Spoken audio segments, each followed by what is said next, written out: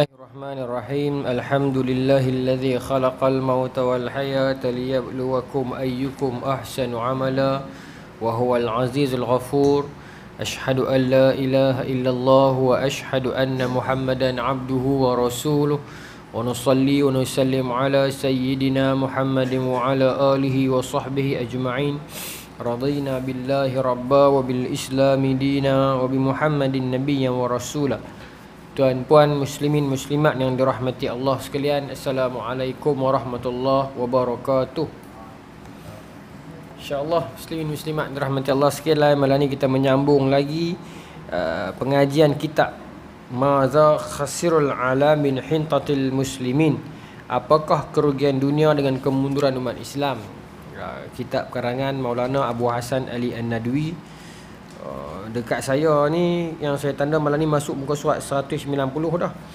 Masuk bab yang baru dah. Malam ni kita masuk kepada bab yang keempat, iaitu bab masa bangsa Eropah. Fasa yang pertama kita nak pergi tu noh. Esok cuti noh. Malam ni korang sikit orang. Tak apalah. Penting kita ada kamera, kita ada live ni, tak apa insya-Allah. Pasal nak bawa ke minggu depan pun takut kelas dengan orang lain kan. Tapi tak apalah. Boleh je. Baik. Maka kita masuk kepada bab pertama lah noh. InsyaAllah. Okey. Panjang ni huraian pertama ni, tak apa saya petik-petik dulu nah. Maulana Abu Hasan Ali An-Nadwi memulakan dengan bila menceritakan tentang bangsa Eropah ni. Panjang ni dia punya huraian, tapi lagi saya akan keluar quote penting ya. Dia menyatakan, saya baca sikit noh. Sebelum kita melihat kepada pengaruh apakah yang ditimbulkan oleh sebab adanya perpindahan kepimpinan dari kaum muslimin ke tangan bangsa Eropah dalam hubungannya dengan alam pemikiran, akhlak, keadaan sosial dan ideologi umat manusia, keuntungan apakah yang mereka berikan bagi umat manusia? Apakah keuntungannya jauh lebih besar dari kerugiannya ataukah sebaliknya? Untuk itu sudah seharusnya kita ketahui tentang tabiat hakikat sebenarnya tentang peradaban Eropah dan falsafah hidup bangsa Eropah beserta asal usul mereka. Baik. Jadi dalam bab ni Maulana Abu Hasan Ali An-Nadwi nak bawa kita untuk kita kenal susur galur asal usul bangsa Eropah sejak era awal dia lah. Dan bagaimana kedudukan pemikiran mereka, kefalsafahan mereka itu, bagaimana mereka bermuamalah sesama mereka itu. Sebenarnya peradaban Eropah pada abad ke-20 ini bukanlah dihasilkan dalam abad-abad pertengahan atau dalam abad kegelapan yang menutupi Eropah pada masa itu. Dia kata yang kita tengok Eropah ni pada zaman dia lagi lah, termasuk dengan zaman kita pun, dia kata bukannya dicetuskan oleh zaman-zaman pertengahan ataupun disebut sebagai medieval period tu, ataupun bukan juga pada zaman-zaman kegelapan dia. Dia kata sebenarnya awal lagi. Baik. Asal usul peradaban Eropah moden dapat kita kembalikan ke ribuan tahun yang silam. Peradaban Eropah adalah rentetan peradaban Yunani dan Romawi yang mereka warisi dalam politik, pemikiran dan peradaban mereka. Jadi dan abang yang tu lah malam ni kita nak pergi pada Yunani lah. Maulana Abu Hasan Ali An-Nadwi mengatakan segala bentuk pemikiran, kelaku mereka, bagaimana mereka terbentuk hari ini ialah sebenarnya dia terbentuk awal lagi sejak dua tamadun besar di Eropah lagi, iaitu Yunani pada awalnya dan kemudiannya Rom. Tamadun besar dunia ni yang awal, yang tua ni, paling tua ni disebutkan Mesopotamia. Kemudian disebutkan Mesir Purba. Kemudian Yunani juga. Ini antara yang era-era awal. Ini tamadun awal. Saya nak pergi terus kepada ciri-ciri peradaban Yunani tu. Maksudnya dia nak bangsa Yunani lah. Kerana itu marilah kita kenal terlebih dahulu apakah yang dimaksudkan dengan peradaban Yunani dan Romawi itu. Bagaimanakah tabiat dan jiwanya sehingga dapat kita jadikan dasar yang jelas untuk mengkritik dan cara menentukan sikap terhadap peradaban Eropah yang ada pada abad ke-20 ini. Tu yang cantiknya tu. Kita nak kata ke orang apa pun, nak kritik apa orang pun, nak puji orang apa pun, kita kena selami dulu, kita kena kenal dulu. Bagaimana mereka berbudaya, bagaimana mereka ini punya jati mereka, sistem kepercayaan mereka, hatta bahasa pun. Kadang-kadang bahasa-bahasa yang berbeza, contohnya macam itulah perkataan tak mau sebutlah atas kuliah ni, perkataan perlu untuk orang Malaysia ni kan. Untuk Indonesia bahasa perkataan yang lain, kan. Tapi di Malaysia disebutkan perkataan tu dia jadi mencarut. Banyak juga perkataan-perkataan lain. Bahkan simbol jari pun, setengah negara tak boleh angkat jari tengah ni, setengah negara jari telunjuk tak boleh. Setengah negara jari ibu pun tak manis, setengah budaya bukan negara. Jadi sebab itulah kata Maulana Abu Hasan Ali An-Nadwi, apa-apa pun kita mengenali, kita cuba kenal dulu jati mereka, bagaimana mereka berbudaya dan bertabiat. Lalu kita boleh kritik lah, ataupun kita boleh puji dan sebagainya. Nak kaji pun kenal dulu. Baik. Bangsa Yunani adalah bangsa yang mempunyai kelebihan tersendiri di antara sekalian bangsa. Tapi tuan-tuan, bila kita baca peringatan awal ni, Maulana Abu Hasan Ali An-Nadwi angkat sungguh. Bangsa ini merupakan bangsa yang paling cerdas dan yang paling banyak menghasilkan cabang ilmu pengetahuan maupun karya sastra.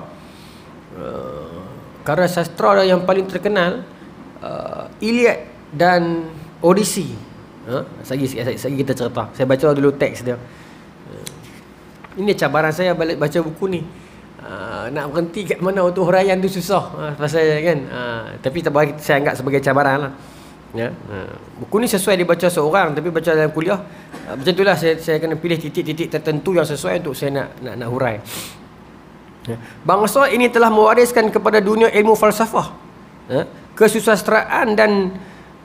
kesusastraan dan berbagai macam hasil karya ilmiah yang hingga kini masih menghiasi setiap perpustakaan dunia. Kat tu saya titik lah. Tuan-tuan, tamadun Yunani ni memang tamadun yang awal yang sampai hari ni pun, sumbangan mereka ataupun invention yang ada pada zaman mereka tu sampai hari ni pun kita pegang, kita masih lagi guna pakai.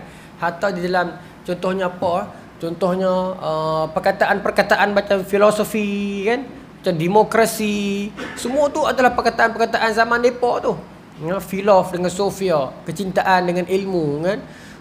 Kemudian sistem-sistem demokrasi dia betul, tidaklah kita pakai semuanya, tetapi asasnya sudah berada pada zaman itu ribuan tahun ataupun ratusan, dia dah ada lama, ribuan tahun sebelum Masihi. Tapi kemuncak depa ni saya ingat 700 tahun sebelum Masihi tu era kemuncak depa lah, kemunculan Socrates, kemunculan orang-orang ilmu ni. Yunani, kalau kita baca peringkat ujung kalau kita sempat, Maulana bawakan kepada kita satu ungkapan Profesor Lecky di dalam bukunya History of European Morals. Dia mengatakan semua peradaban ni, dia kata dalam tu, peradaban Yunani hanya bertumpu kepada material semata-mata, sedangkan peradaban Mesir Purba hanya menumpukan kepada spiritual semata-mata.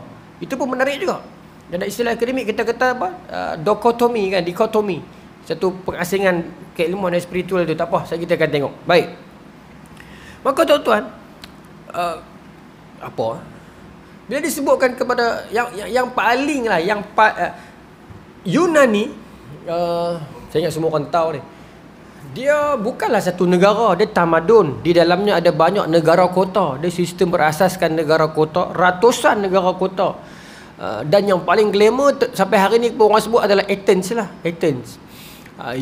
Dan yang paling kuat saya boleh katakan Sparta. Ni antara negara kota ni, dia Athens, Sparta, Corinth, Thebes, Elis, banyaklah saya tak hafal lah, Corinth, ya.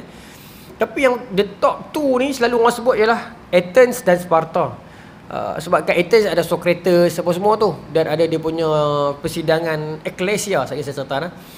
Dekat Sparta ada Air Force, persidangan majlis orang tua-tua. Menarik lah, sebab tu Maulana Abu Hasan puji dia pun ni pasal yalah 700 tahun sebelum Masihi dia dah fikir ke arah tu dah. Baik. Athens sentiasa dikatakan nombor 1, walaupun dia tak pernah lah dia buat ranking. Tapi bila kita baca selalunya Athens nombor 1, Sparta nombor 2. Tapi bila berlaku peperangan, mereka ni walaupun dalam satu tamadun, banyak negara kota, tidak semestinya mereka ni bersatu. Mereka ni juga berperang sesama sendiri pun. Sampai pada zaman Raja Macedonia, anak Philip kedua, Alexander, mai serang, barulah mereka ni nak main bersatu sikit. Sebelumnya mereka ni bergaduh bersatu macam itulah. Tapi Athens ni sentiasa dilihat sebagai mendahului carta. Yang kedua Sparta. Saya nak bawa poin ini kenapa? Kerana Sparta kuat. Sparta ialah negara kota tentera. Kita belajar sejarah kata 6 juga kalau ingat. Kita 4 pun belajar. Sparta ni negara kota yang dia sangat mementingkan kekuatan riang, fizikal. Anak-anak mereka yang anak jantan ni umur 6 tahun, 7 tahun dah kena dihantar ke kolej tentera. Diasuh di sana, ditekan di sana, dipukul di sana sampai jadi cekang kuat, barulah balik berbakti kepada negara pula. Memang duduk dalam negara kota Sparta ni tak ada tempat untuk orang yang patah-patah ni. Tak ada tempat untuk orang yang lembek-lembek ni. Kena Sparta. Selalu kalau berlaku perang Athens dengan Sparta, walaupun Athens tu besar, tetapi selalulah Athens itu dikalahkan. Tetapi selalulah Athens itu disebut sebagai yang pertama berbanding Sparta. Kenapa? Kerana ketinggian keilmuan yang ada pada dia. Ketinggian keilmuan yang ada pada dia. Di sanalah berlakunya perbahasan falsafah, reasoning. Zaman itu Socrates ni idea yang dicetuskan adalah apa? Why? 3 huruf why. Kenapa? Bertanya kepada segala hal. Itu yang Socrates cuba cetuskan. Sekarang kita belajar, sekarang kita rasa tak pelik. Apa yang pelik? Apa yang power ya Ustaz? Dah, sekarang tak apalah, kita dah melalui pelbagai fasa pendidikan dah. Cuba bayang zaman dia tu tidak ada sistem pendidikan yang formal dan sebagainya itu, tapi dia telah invent satu benda yang patut ada pada setiap orang, bertanya, reasoning, dan dia menghasilkan anak murid yang power macam Plato. Plato pula dia main kepada satu sistem pemikiran yang saya simpulkan. Guru dia ajak untuk bertanya, dia ajak untuk belajar. Sebab tu kita bagi istilah mudah, Socrates ask, Plato answer. Socrates dia ajak kita bertanya, Plato dia ajak kita untuk mencari idea. Dan anak murid Plato adalah Aristotle mengajak kita untuk logika je. Bila dapat jawapan, yang ni saya buat ayat saya sendirilah. Bila dapat jawapan, apa rasional dia pula? Ni seronok dia tradisi itu. Tradisi itu yang menarik tu. Macam dalam budaya orang putih apa lagi? Macam dulu ada filosofer, tapi ni moden sikitlah. Saya ingat kita belajar dulu di universiti. Moral ethic ni, Piaget ni dia mengasaskan 3 stage of moral philosophy. Tak apa cerita yang tu, tapi nak abang kata dia ada anak murid nama Colbert kembangkan jadi 6. Colbert ada anak murid nama Gilligan ni perempuan, dia kata tak aci lah, moral philosophy ni banyak tengok dekat lelaki, perempuan ada perspektif dia, maka dia perkembangkan. Itu budaya ilmu yang hari ni kita tak apa nak jadi yang tu, yang guru menghasilkan guru tu. Kalau kita melihat kepada kehebatan, tentulah kita melihat kepada lebih banyak sumbangan Aristotle, tapi tanpa apa yang dicetuskan oleh Socrates sebelumnya, hikmah wisdom yang ada pada dia, mungkin tak terlahir Plato dan Aristotle. Bahkan Plato dia buat akademi, dia antara yang awal buat akademi, School of Thought dia. Baik, tak apalah, yang tu kita akan sampai juga. Saya nak abang kata menarik lah. Dan budaya tu sebenarnya dalam zaman kegemilangan Islam di Baghdad, di Naisabur, di Syam, di Mekah, di Yaman, di Mesir, ada dah sebenarnya kota keilmuan. Di setiap kota itu ada tok-tok guru yang hebat. Di Madinah ada fuqaha us-sab'ah, di Mekah ada mufti Mekah, Ata' bin Rabah, tokoh-tokoh yang hebat dekat Kufah macam Waqi' bin Al-Jarrah, macam Allah Muhammad, anak murid Abdullah bin Mas'ud, tok guru Imam Abu Hanifah, banyaklah di empat tokoh. Hamad bin Abi Salamah ni antara tokoh-tokoh besar di Kufah. Kemudian dekat Yaman pun ada tokoh-tokoh macam Abdul Razak As-San'ani. Ni semua kalau kita pergi tempat tu kita tahu. Macam mana saya nak kata? Dulu kita ada budaya tu. Dia bukan budaya, dia secara tak langsung. Di Pulau Pinang, Syekh Abdullah Fahim almarhum kan. Kita kenang nama tu.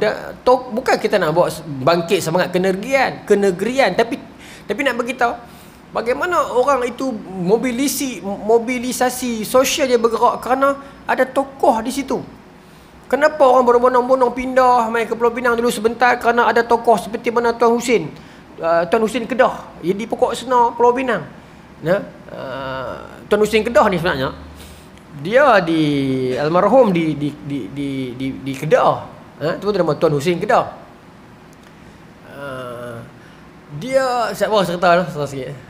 1930-an ya silap saya era tu.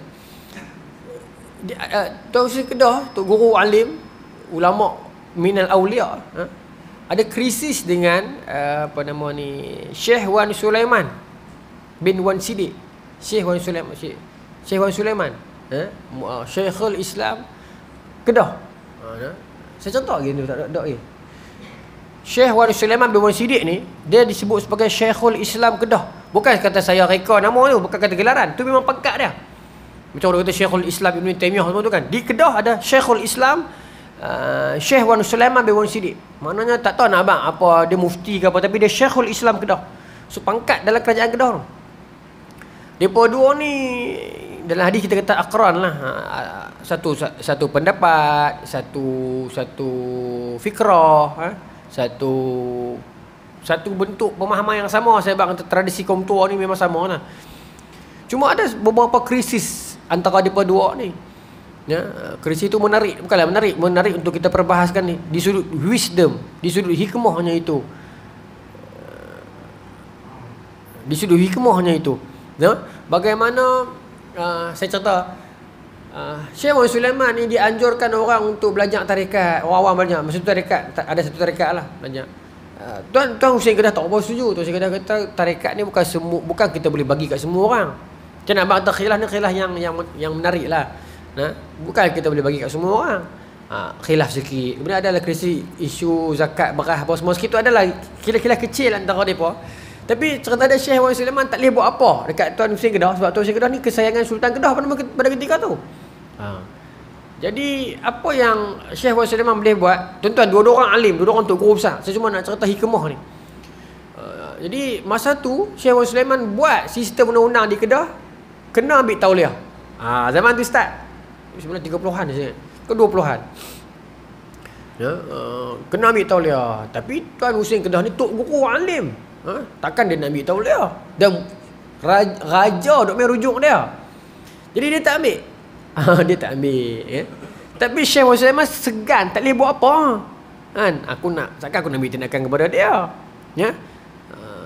Bila jadi macam tu, anak-anak murid Tuan Hussein Kedah pun 2-3 orang ustaz ni pun tak ambil juga. Bila tak ambil, Syekh Wan Sulaiman rasa macam tercabar. Apa fungsi aku? Depa pun bukan tak ambil. Tapi depa ni pula ada pendapat depa. Kenapa nak kena ambil? Zaman tu tidak ada ancaman macam dah ni. Ya. Maka tuan-tuan, masa tu saya ringkas cerita lah. Saya ringkas cerita. Tuan Hussein Kedah pada masa tu ada tulis satu kitab. Yang kitab tu Sultan Perak offer untuk diterbitkan di Perak tu saja. Tak ada apa pun. Zaman tu punya tradisi sultan-sultan memang jaga ustaz atau guru ni. So bila kitab tu diterbitkan di Perak, jadi Syekh Wan Sulaiman dapat point. So Syekh Wan Sulaiman hantar surat kepada raja bagi tahu macam mana ni Tuan Hussein Kedah tulis buku dengan Sultan Perak. Macam itulah ringkas cerita. Sultan Kedah agak sikit terasa. Jadi bila Syekh Wan Sulaiman karang surat lah, tegur kan. Bila tegur tu bawah tu ada cop Sultan Kedah. Saya ringkas cerita. Bila dapat surat tu kepada Tuan Hussein Kedah, dia terasa kata Sultan marah kat dia. Maka dia pindah balik pokok senar. Tu cerita tu. Tapi hikmah dia apa? Bila dia pindah balik pokok senar, dia mengasaskan MKI tu, Mahat Khairah Islamiah, yang tu ada tengok tu. Sampai tahun tak main tahun ni. 28 ke? Tapi 3 ke 35. Tak apalah, tuan-tuan tengok balik lah. Syekh Wan Sulaiman meninggal, maka Sultan Kedah sendiri turun mai ke pokok senar Pulau Pinang ni, mai ambil Tuan Hussein Kedah balik pi Kedah. Masa tu lah Tuan Hussein Kedah tinggalkan MKI ni, Mahat Khairah Islamiah ni, kepada anak dia, Tuan Guru Haji Ahmad, kan. Tu cerita sejarah dia. Ya, tu cerita sejarah dia. Saya dapat kata harmoni ya. Bahkan dalam PAS dulu pun dahsyat juga kan. 1952 era itu, zaman tu politik ni. Dalam PAS ada dua kelompok. Kelompok kaum tua dan kelompok kaum muda. Kelompok kaum tua dipimpin oleh Syekh Abdullah Fahim, Syekh Ahmad Fuad Hasan. Ni antara kelompok kaum tua pimpinan dalam PAS. Masa tu Syekh Abdullah Fahim adalah mufti Pulau Pinang dan Seberang Perai. Gelaran dia tu, pangkat mufti Pulau Pinang dan Seberang Perai. Saya tak tahu kenapa macam tu. Mufti Pulau Pinang dan Seberang Perai. Sebab dia buat dua-dua agak tu. Masa tu dia terpisah dua agak. Masa tu kaum muda dalam PAS adalah macam Syekh Ibrahim Al-Aqibi. Syekh Ibrahim Al-Aqibi ni antara kelompok dia macam Syekh Abu Bakar Syari di Perlis. Syekh Abu Bakar Syari ni tuan-tuan, dia habis-habis macam Dr. Asri. Dia orang Pulau Pinang, dia bekerja di Perlis, macam itulah, dia ada pengaruh yang banyak dekat Malaya ni. Dia ni orang kaum muda. Dia menggagaskan ajaran kaum baru di Perlis, dan ajaran itu di-enactmentkan. Yang tuan-tuan tengok sekarang ni, perkampungan sunnah apa semua ni, ajaran itu di-enactmentkan di Perlis. Yang orang kata Wahabi tu. Tapi dia sebenarnya dia adalah kelompok, kalau dalam istilah agama kita kata, dalam istilah geopolitik ni kita kata tanwiriyun, kelompok yang gelaran dia begitu. Wahabi tak suka kat dia. Ini adalah sejarah dunia ni. Sebab mereka ni terpengaruh dengan Al-Afghani, dengan Muhammad Abduh, dengan Afghani, Muhammad Abduh, Syekh Kutub. Jadi Wahabi di Saudi tu, bagi depa Muhammad Abduh ni akidah dia dengan Afghani ni, akidah dia macam pro Neo Mu'tazilah, macam itulah. Flip flop. Tapi wacana itu bila main ke tanah Melayu dia jadi lagu lain. Dia jadi lagu lain. Tak apalah. Saya nak kata, jadi kelompok Ibrahim Aqibi ni, macam di Pulau Pinang Syekh Al-Hadi, Syekh Tahir Jalaluddin, yang tahu kelompok-kelompok depa ni, dalam PAS juga macam tu. Depa ada pergeseran. Tapi ini bukan pergeseran politik macam Nurul Izzah dengan Revisi Ramli ni. Revisi Ramli kan nama dia. Kan? Bukan macam tu. Ini pergeseran ilmiah. Saya nak buat wacana tu, pasal nak beritahu macam mana zaman dulu kan. Depa buat persidangan tuan. Di mana? Di Chungling, di Kepala Batah. Tapi banyak kan Pulau Pinang lah jadi tuan rumah dia. Salah satu persidangan tu, kemudian kaum tua buat bulan Januari, lepas tu kaum muda buat bulan Mei, awal Mei 1953. Tapi saya nak yang tu, saya nak kata, lepas habis persidangan tu, muzakarah ulama semalaya ni, Syekh Ahmad Fuad Hasan keluarkan satu kitab, nama dia Ketetapan Majlis Muzakarah Ulama Semalaya. Kitab tu sampai sekarang orang baca kat kuliah Maghrib. Jadi kitab mengajak kuliah Maghrib. Baba Ridawin kita antara yang mengajak kitab tu. Ketetapan Majlis Muzakarah Ulama Semalaya. Lepas pada kitab tu, Syekh Tahir Jalaluddin keluarkan kitab nak kritik balik. Dia keluar kitab penebas bid'ah di Kepala Batas. Mungkin sebahagian kaki baca buku dia bisa dengar nama kitab ni. Kemudian dia keluar lagi kitab nama Ar-Risalah Mattabi'as Sunnah ala qaili sunnatain qabla al-Jumu'ah. Kitab tu. Saya nak abang kata bagaimana akademiknya suasana itu berlangsung, walaupun berlaku pergeseran dan khilaf dalam kalangan depa dalam parti yang sama, tetapi dia berlaku dalam suasana yang sangat akademik. Pi sampai sana daripada Yunani ni, pi sampai ke PAS. Tapi saya nak abang kata budaya keilmuan itu ada. Budaya keilmuan itu ada. Baik. Kembali kepada Yunani punya cerita ni. Yang ni saya nak pergi kepada cerita dia. Baik. Depa ada dewan rakyat depa yang disebut sebagai apa? Eklesia. Eklesia ni dewan rakyat depa yang depa ada pilih calon masuk bertanding. Saya tak pasti bertanding, tapi calon itu ada dewan. Eklesia ni dewan rakyat depa yang depa akan bersidang dan berbahas. Cuma perempuan tak diberikan tempat. Perempuan tak diberikan tempat. Baik. Yang paling terkenal adalah sumbangan depa apa? Sukan Olimpik kan. Sukan Olimpik sampai sekarang lah. Sampai sekarang ada. Ni dengar budak-budak muda dalam live ni. Sukan Olimpik pertama dibuat tahun 776 sebelum Masihi. Ini Yunani punya zaman ni. Zaman tu sukan tu Olimpik tu sendiri adalah cerita dia. Yang kita dah sebut Olimpik tu apa? Olimpiad ni apa? Olimpiad ni maksudnya circle 4 jadi 1. Tu Olimpiad. Macam bahasa Arab, usbu' bermaksud 7 pusingan jadi 1. Tu usbu'. Sebab tu minggu kita sebut Jumaah ataupun usbu'. Usbu'an means 1 week. Bukan dia 1 week secara masuk 1 week. Maksudnya adalah 7 pusingan membentuk 1 round adalah usbu'an. Sebab tu ada hadis man tawafa usbu'an tu. Bila orang terjemah salah, barang siapa yang tawaf seminggu, pada bukan seminggu, 7 kali tu 1 round. 1 dikira 1 usbu'. Jadi bahasa Yunani Olimpiad itu bermaksud 4 pusingan jadi 1.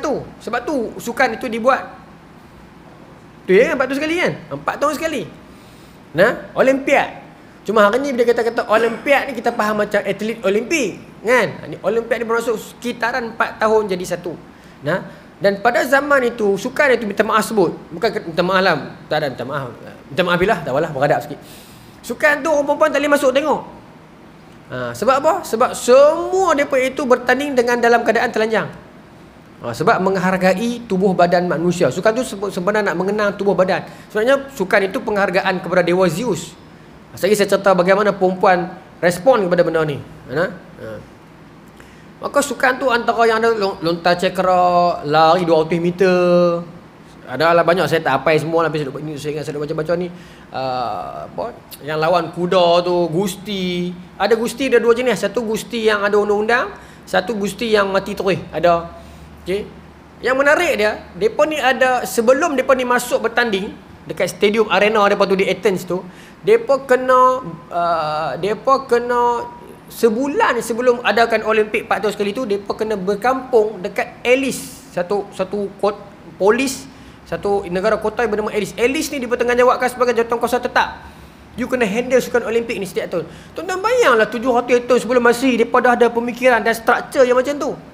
Setiap ahli ni, setiap atlet kena main daftar sebulan dalam perkampungan Olimpik itu, in order for them untuk compete dalam sukan Olimpik tahun itu. Tempat yang sama, tak berubah lah.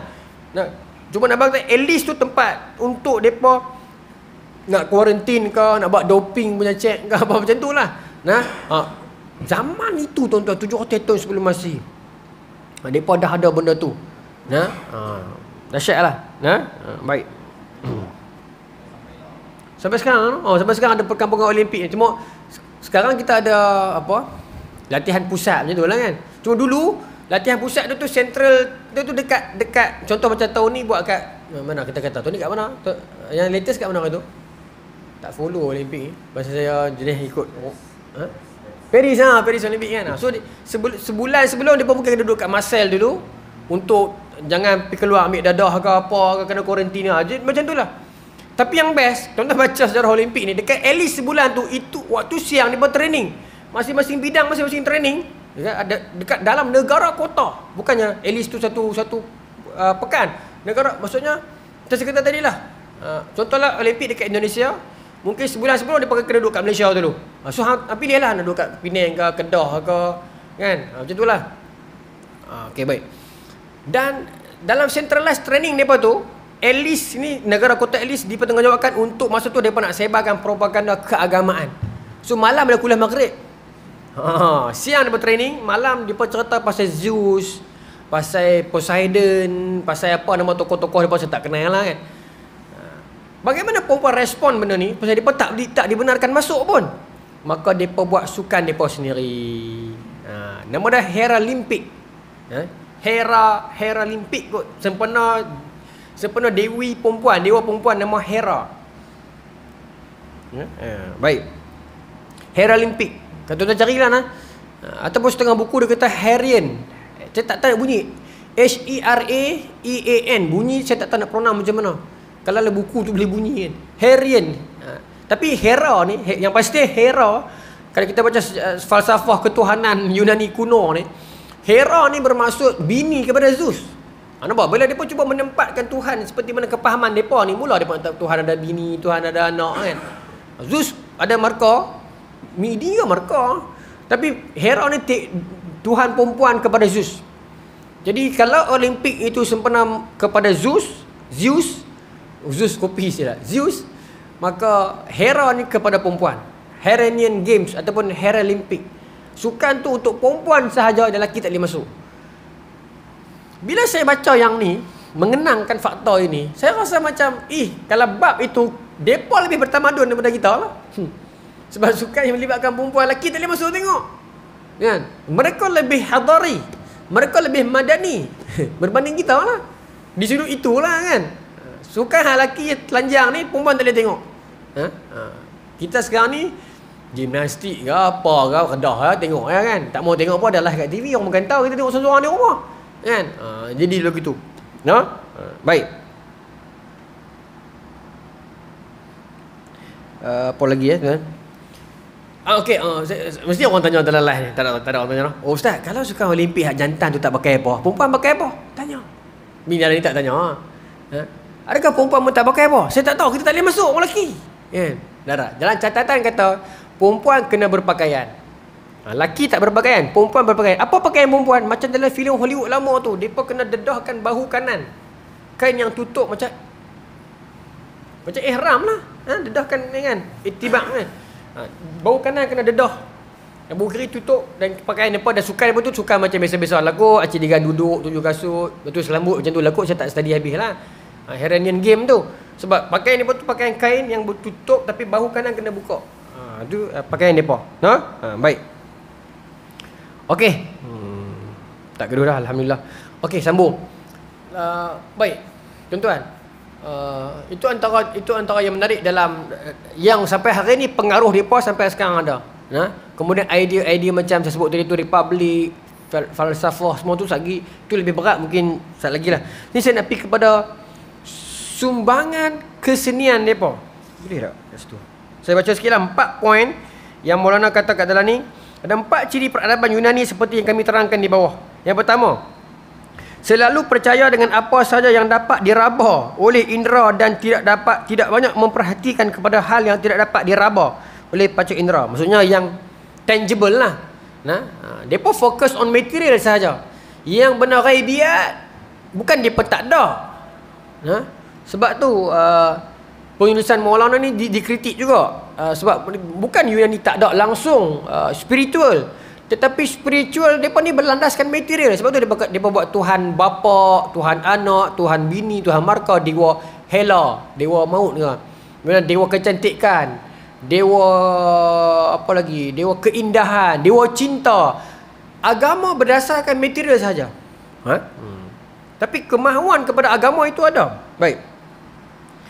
Yang kedua, rasa keagamaannya dan kekusyukannya kurang. Senang habaq, roh agama tak ada. Kalau ada pun agama hanya pada material. Baik. Ketiga, kecenderungan terhadap duniawi dan hidup senang sangat besar. 3.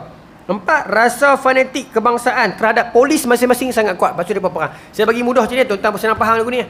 Kalau kita banding dua negara tamadun purba, Yunani dengan Mesir. Pasal apa? Dr. Lecky dalam buku The History of European Morals, dia kata Mesir purba spiritual saja, material tak ada.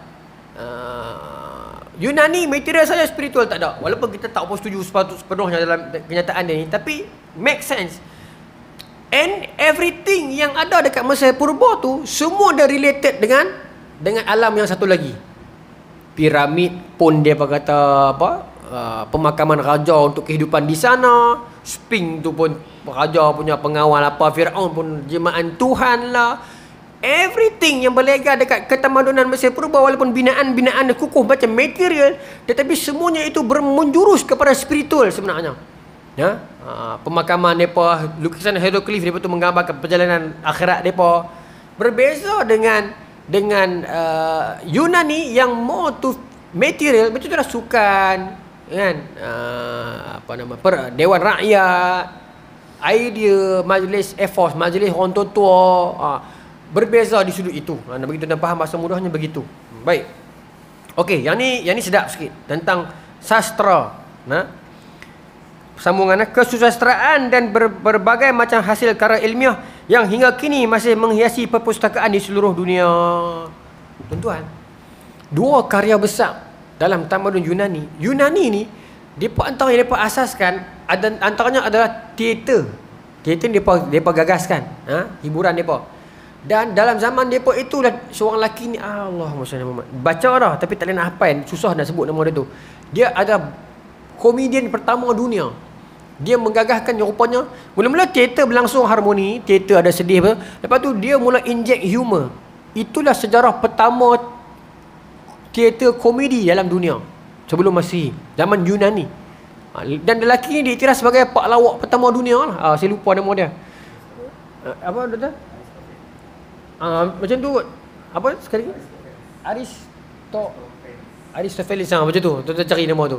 Dia antara komedian pertama dunia dan dia menggagalkan rupanya manusia ada sense of humor. Tuan-tuan nampak tak bagaimana dia meneroka satu-satu sifat manusia dan sebagainya kan. Barulah ada teater. Sebelumnya tak ada apa, sebenarnya cuma contoh-contoh sedih lah.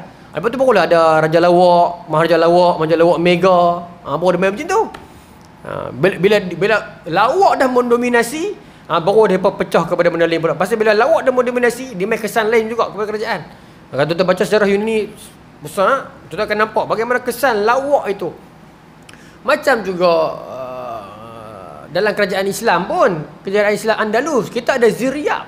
Ziryab tu yang dia lawak, dia dewa cinta, dia fashion dia orang ikut. Akhirnya orang jadi hedonisme dekat Andalus tu, kes dia Ziryab. Ya, baca sejarah dia. Bagaimana dia datang membawa budaya hiburan. Dan kalau tuan-tuan baca Syiar A'lamin Nubala Imam Zahabi dalam jilid yang kedua, Imam Zahabi bawa kisah tentang seorang lelaki bernama Qais bin Abi Lubaban. Siapa dia ni? Dia itulah Majnun kepada Laila. Imam Zahabi cerita, kata kisah Laila dan Majnun ini, sebahagian orang dianggap palsu, fake, tak make sense. Setengah orang dianggap macam cerita tu kitab muktabar. Kata Imam Zahabi dalam kitab tersebut, dalam bab itu, mengatakan kisah itu betul, tetapi narrate lah dia seadanya. Saya pernah cerita lagi yang tu. Kalau saya nak cerita sastra Eropah, tak apalah, cerita juga. Majnun ni atau Qais ni, ada dua version cerita dia. Ini yang Imam Zahabi narrate dua-dua cerita tu. Nah, tentang Majnun. Handsome-nya ustaz, orang komen tu. Dia pun tak faham ustaz apa kuliah tengok handset ni. Dia tak, surau ni open. Kena beritahu itu dia tak hormat majlis ilmu. Qais ada dua version cerita nah. Imam Zahabi narrate dua-dua. Yang pertama, tapi dua-duanya cerita yang sama. Qais ni terlalu puja dekat Laila, dan perempuan tu memang nama Laila. Version dua-dua sad ending. Version pertama dia terlalu suka dekat Laila sampai tahap Laila dah tak tahan.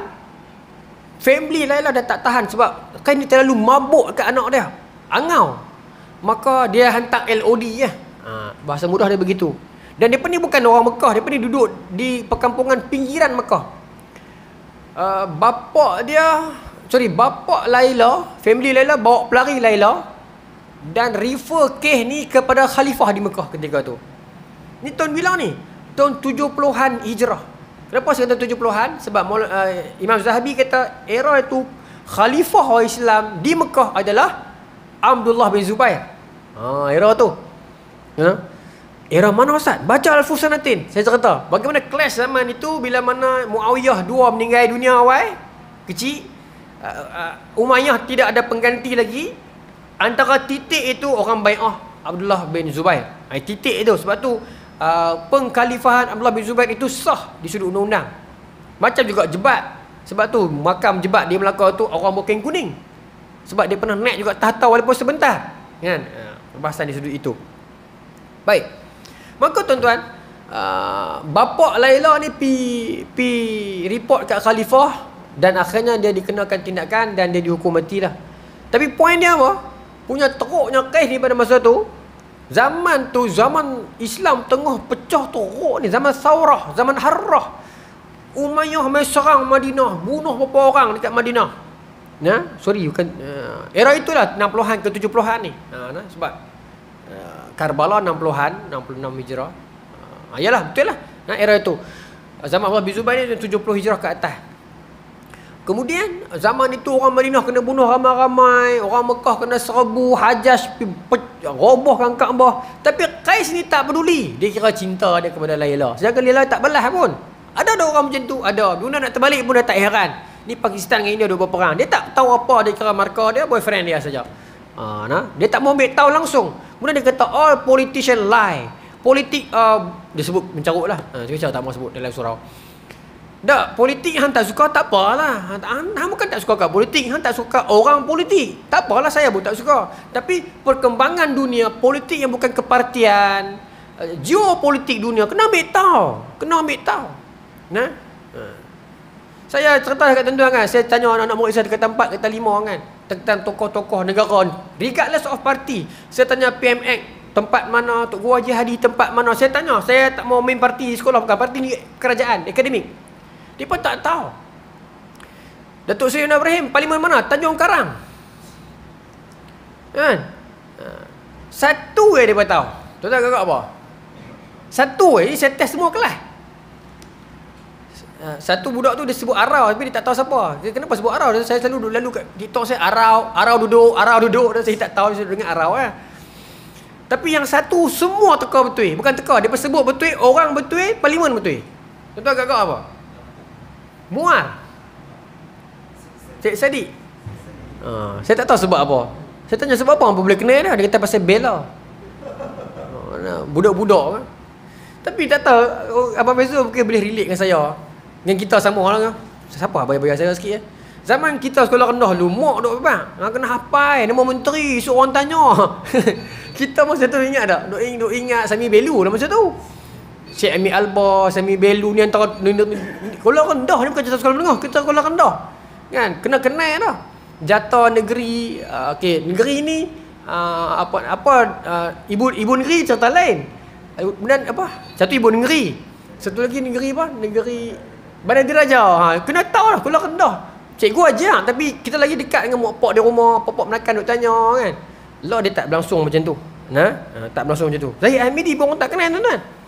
Ni saya bukan nak menjatuhkan dia apa nama saya. Zahid Hamidi mana satu. Padahal timbalan Perdana Menteri tu. Kan? Tak kenal. Sebab apa bila kita kata kenapa kena kenal? Merapu lah, tak suka, politik ni jahat. Betul lah hampa tak suka ke orang politik, tapi politik tu kena ambil tahu lah. Politik bukan kepartian. Maksudnya politik pentadbiran, politik dunia. Tu tak cerita India, Pakistan, Hamas, apa semua tak cerita lagi kan. Dia tak mau ambil tahu. Baik. Boleh lagi kan? Dia bunyi saja kan? Boleh lagi kan? Saya cerita apa tadi tu? Dua versi kan? Versi kedua, Qais ni yang versi kedua ni Imam Zahabi bawa dengan sanad. Qais ni bapak dia tak tahan dah dengan perangai dia yang terlalu gila Laila. Ungkapan dia yang Fariduddin Al-Atari sebut dalam Mantiq At-Tair, dia kata apa? 1000 pujian wanita terhadap aku pun tidak lebih bernilai daripada satu kutukan Laila terhadap aku. Betul tu pada. Apa? Qais ni bapak dia tak tahan malu dengan perangai dia ni, duk pergi Laila, maka pak dia ni bawa dia pergi Mekah. Cerita dia lebih kurang ni macam tadi. Bawa pergi Mekah, bawa pergi umrah. Umrah haji saya tak pasti, lalu sebut bawa pergi Mekah untuk buat kerja umrah lah. Dengan harapan pak dia kata kita jumpa ulama mana-mana di Mekah, boleh hambus sikit kepala hang. Mungkin berubah sikit kot, pergi nak tawak sikit, minum air zam-zam sikit, buat umrah. Orang kata buat umrah mungkin boleh hilang. Tapi tuan-tuan, masa dia buat umrah tu orang duk labbaik Allahumma labbaik ke subhanallah ke istighfar ke selamat dia duk Laila duk tawah tu.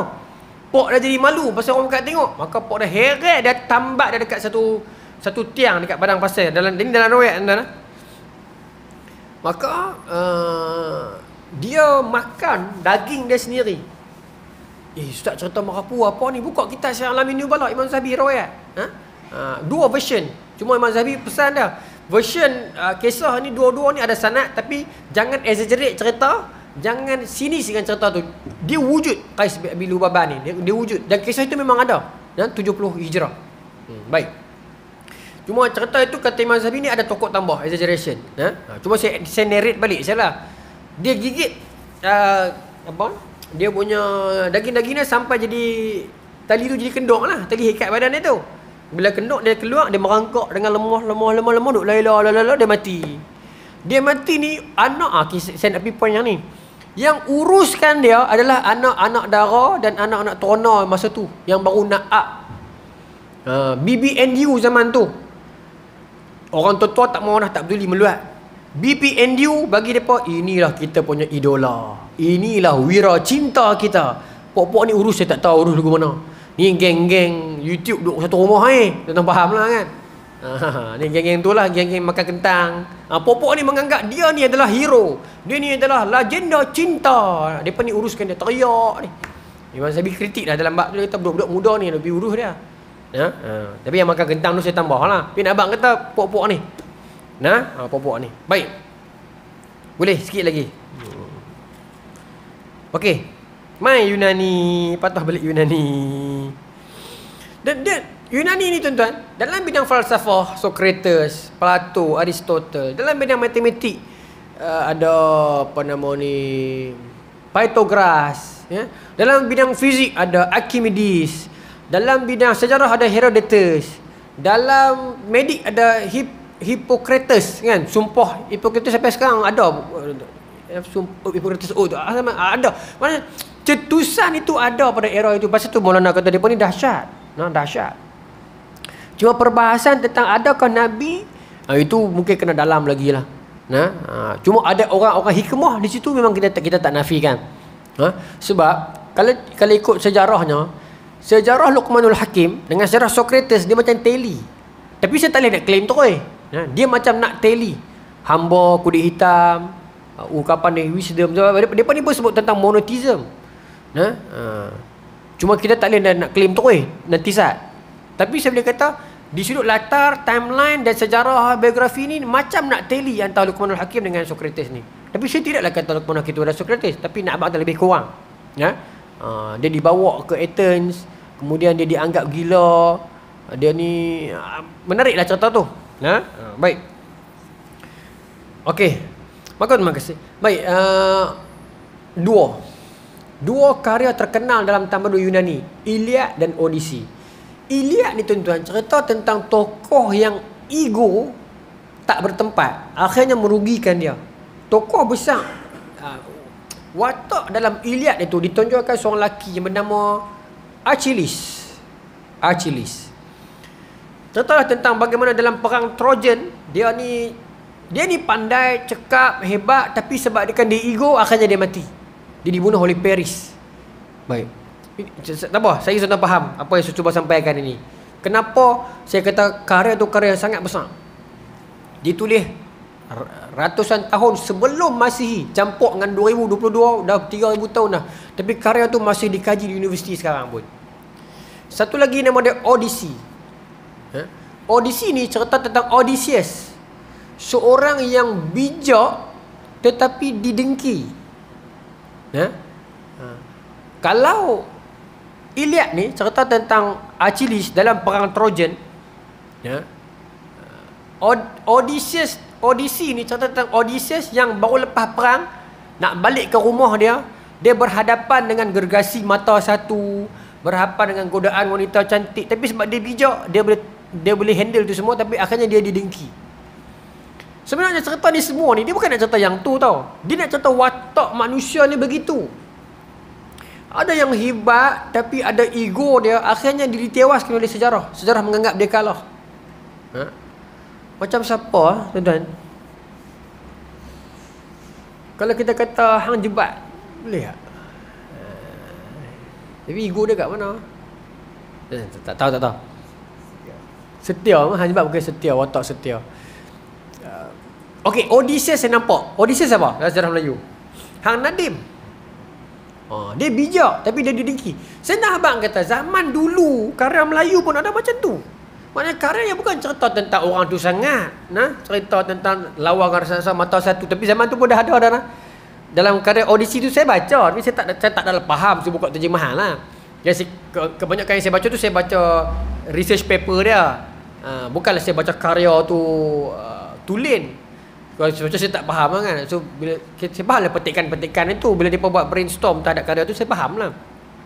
Odysseus dia berhadapan dengan raja mata satu. On the way dia nak balik tu, raja mata satu tu pula duduk atas laut. Ini adalah hadis. Tentang apa nama ni, Arsyul Iblis tahtal bahr. Cuma tu Iblis lah, bukan Dajjal lah. Tapi Dajjal tak tahulah pasal bila Nabi pergi jumpa Ibn Sa'id kata dia nampak laut. Tapi Allah Ta'ala alam lah kan. Kalau hadis Tamim Ad-Dari, hadis Bukhari, dia pergi terdapat di tengah laut kan, di satu pulau. Tapi Nabi kata dalam tradisi Yunani pun dia berhadapan dengan raksasa mata satu. Baca Odyssey tajuk dia. Dia ni petikan Odyssey, hero tu Odysseus nama dia. Odyssey ni digambarkan oleh orang yang sangat bijak. Dalam perang yang sama, dia yang buat Trojan, buat Troy, buat kuda tu. Troy tu filem yang mereka tiru balik, yang kuda tu, yang mereka dummy orang bubuh dalam kuda masuk dalam, lepas tu mereka boleh hapuskan kerajaan Athens, bukan Athens masa tu, kerajaan Troy lah. Sparta yang serang kan, Sparta yang serang Agamemnon masa tu. Tapi watak-watak itu ada dalam cerita Iliad. dalam karya Iliad. Agamemnon memang bini dia nama Helen, dia diambil oleh Paris. Dan dalam contoh dalam novel Iliad yang saya sempat baca, memang betul Achilles ni bunuh Hector dan dia malukan Hector tengah orang ramai. Bila saya nak cerita macam ni, tuan-tuan rasa cerita boleh teka. Apa dia ni ustaz? Macam biasa dengar lah cerita ni. Troy. Tapi filem Troy tu, Brad Pitt tu, dia gabungkan antara dua karya ini sebenarnya. Dia gabungkan. Itu adalah fantasi penulis ya, bukan sejarah pun. Cuma dia gabungkan apa dalam novel Iliad dan apa dalam novel Odyssey, dia gabungkan bentuk filem Troy tu. 2004. Ya. Tapi watak tu Achilles, Agamemnon, Hector, Helen memang ada dalam novel tersebut. Dan dia macam inilah. Odyssey ni macam version kedua atau sambungan kepada Iliad. Sebab dua-dua ni datang berpenulis yang sama, Homer nama dia. Pengkajian sastra ni saya ingat bagus lah tuan-tuan. Okeylah kita tolak hak gapiak lah, kita ambil hak Islam. Kita ada syair Siti Zubaidah, ingat tak? Hikayat Amir Hamzah. Kalau kita baca syair Siti Zubaidah, kita menggetar jiwa tuan-tuan. Syair Siti Zubaidah ditulis dalam kurun ke-17. Kalau saya silap kurun ke-16. 17 ingat saya lebih selamat. 16. Maksudnya era selepas Melaka kena sikit. Cerita tentang Siti Zubaidah ni perempuan di Iraq, di Baghdad. Macam mana orang Melayu boleh tulis dekat benua Melayu ni pasal perempuan yang duduk di Iraq, di Baghdad. Cerita tu rekaan dia, rekaan. Cuma abang kata pengetahuan geopolitik dia pun jauh, menjangkau sampai ke Baghdad. Dan disebut tentang Damsyik, disebut tentang Mekah, disebut tentang China dalam syair Siti Zubaidah. Syair Siti Zubaidah dan peperangan Cina tajuk dia. Cerita dalam bentuk prosa syair, punya sedap. Siti Zubaidah ni lelaki dia nama Sultan Zainal Abidin, kena colek oleh Raja China. Dia menyamak jadi lelaki, dia ikut tentera pi sampai ke China, ada taktik dan kelicikan dia menumpaskan Raja China. Akhirnya China membebaskan suami dia Sultan Zainal Abidin. Bila semua dah bebas, baru dia buka dia punya niqab dia, baru tahu rupanya dia perempuan, Siti Zubaidah tu. Cerita ni cerita rekaan saja, tapi dalam tu dia tonjolkan ke wanita besi. Macam hikayat Amir Hamzah, macam Melati, Kota Baru. Ni antara cerita-cerita yang mengangkat. Hikayat Faridah Hanum. Semua ni yang kita tak ada dah ni, tak ada dah. Pengkajian-pengkajian cerita-cerita begitu tidak ada dah zaman law ni. Kritikal tentang budaya kesusastraan itu tidak ada. Baik. Macam Han Nadim kan, cerita dia kan. Dia berjasa kepada kerajaan Singapura pada ketika itu. Tapi orang takut, dia pandai sangat, orang cantas dia awal. Berlaku tak dalam politik sekarang? Ada. Nampak macam jenis cerdik ni boleh makan kita ni. Cantas dia dulu siap-siap. Kalau kita membiasakan anak-anak kita dengan wacana pemikiran sastra yang dulu yang begini, sehingga kita semua nampak. Sebab tu saya kata sampai sekarang karya selalu jatuh. Walah biarlah. Karya Homer ni tak apa. Karya Homer ni dikaji sampai sekarang pun. Boleh begitu apa? Ustaz cerita Achilles lah, Agamemnon lah, Helen, benda-benda lara. Pasal apa universiti kaji? Pasal dia bukan kaji cerita tu sebenarnya. Nak kaji bagaimana perwatakan itu wujud pada setiap zaman. Orang dengki, orang pandai tapi ego akhirnya ditewaskan oleh sejarah. Sejarah mengangkatkan dia, sejarah tak kata sebagai dia hero, sejarah kata dia bodoh. Pasal apa lah ambil buat kerja tu? Kadang-kadang kita nak dapat hebat, kita buat benda tu, kita dikalahkan. Kita anggap orang akan kenang kita. Pada masa depan orang akan berkata dia ni bodoh lah. Kalau tak keluar bisnes orang mesti dia tak kenal. Kan? Banyaklah cerita macam tu, tapi sejarah mengajar kita. Karya begitu yang ada nilai ilmiah, nilai pemikiran, yang tu yang saya ingat dah tak ada dah sekarang. Tak ada. No? Ada ke? Tak ada kot. Baru ni drama bid'ah tu kan, mendapat kritikan. Saya ada pandangan yang pro dan con dalam drama itu. Satu sudut saya setuju, satu sudut saya tak setuju lah. Tapi tak apalah, saya tak mau tambah dah lah. Dan benda pun dah selesai dah kan. Bagi saya ada ruang itu, tapi mungkin dia boleh lapik dengan benda-benda lain lah yang tak nampak too direct. Dia macam too direct. Dia tak macam karya-karya saya cerita ni. Macam Han Nadim semua dia alah, tuan-tuan tahu Sang Rajuna Tapa kan, cerita tentang dia bagaimana dia terpaksa buka pintu kota bila anak dia itu nak dihukum oleh raja kan. Ingat tak Singapura Temasek, Raja Majapahit nak main serang kerajaan Majapahit. Dia ni penjaga kota. Anak dia difitnah. Dia yang jaga tembok kota. Dia nak buka tak buka. Kan? Dia nak buka tak buka. Dia nak buka tak buka. Macam tu tentang Raja Nurul. Bukan cerita nak seronok cerita tu. Nak cerita itu falsafah moral. Kau kesetiaan kepada negara. Kau kepada anak hang seorang. Walaupun anak hang difitnah, hang geram kat raja, tapi negara akan rugi. Ui, tuan-tuan. Sebab tu kita baca benda-benda macam tu, kita kena wacanakan. Kenapa hang itu benda tu tak ada? Sebab kita jadi kering. Kita jadi macam Yunani ni. Beragama secara material. Kita tak sampai bab tu lagi. Maulana akan sebut nanti. Yunani dia ada agama, tapi dia ukur agama pada material saja. Sebab tu dia kata kekusyukan tidak ada. Senapan roh tak ada. Dewa cinta, dewa segak, dewa terona, dewa apa nama dewa dia tu. Dia tidak ada kekusyukan, roh itu tidak ada. 8.55. Banyak lagi ni, tak sempat lah. Mungkin minggu depan, bulan depan kalau kita boleh pergi lebih dalam sikit lah tentang dia saya sebut ni. Mereka mengkayakan berbagai macam keindahan yang mereka wujudkan dalam bentuk patung sebagai dewa cinta, dewa kecantikan. Macam itulah. Tapi mereka ada sumbangan lah. Sumbangan mereka terhadap dunia yang material memang besar lah. Cuma yang kontangnya mereka itu adalah benda-benda yang spiritual. Pun begitu tuan-tuan, karya-karya mereka tak difahami pun. Sebesar-besar khazanah Yunani itu, orang lupakan, tinggal lupus macam tak lupus lah. Tertanam begitu sahaja sampai orang Islam yang keluar balik.